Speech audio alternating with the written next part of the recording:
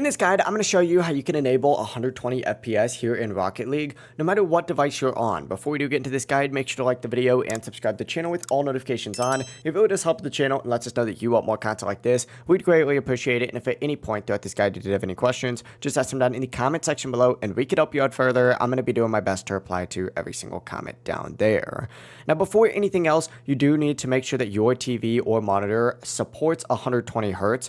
If it doesn't, the setting will not work. And also make sure you're using an HDMI 2.1 cable. This is going to be recommended for full 120 Hz support in the correct HDMI port on your display as well if you have a specific one for higher Hertz. Now, what you're going to want to go ahead and do is first make sure the device that you're playing on is on 120 Hz output. Now, the good thing is PS5 and Xbox do have settings for this. So just go into your settings, go specifically into the screen and video settings, choose video output, and then scroll down to enable 120 Hz output. Set this to automatic, and now 120 Hz is going to be enabled at the system level. If you have the ability to set a game preset or performance mode, go ahead and set it to performance mode as well, because it's going to prioritize higher frame rates, including 120 FPS. Now, essentially, all you got to do after turning the setting on your console or platform is just back out, restart Rocket League, and relaunch it, and the game should now run in 120 frames per second. If everything is set correctly, 120 Hz mode is enabled in PS5 or Xbox settings. Performance mode is selected if you have the ability to do so, and of course your display supports 120 Hz.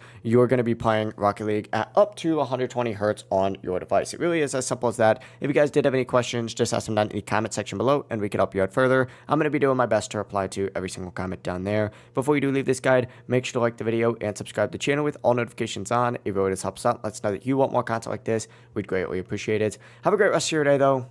Peace.